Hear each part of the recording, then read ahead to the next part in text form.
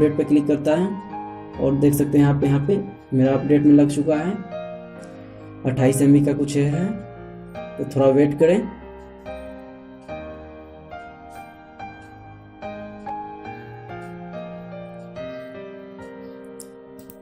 मैं इसे अभी पॉज करता हूँ, बाद में मैं इसे डाउनलोड करूँगा। तो देख सकते हैं आप लोग यहाँ पे अनइंस्टॉल की फैसिलिटी भी दी जाती है। आपको जितने सारे कंप्यूटर में आपको जो सॉफ्टवेयर इंस्टॉल होंगे आपको सारे यहाँ पे शो किया जाएगा, तो आप यहाँ से आप उसे अनइंस्टॉल कर सकते हैं।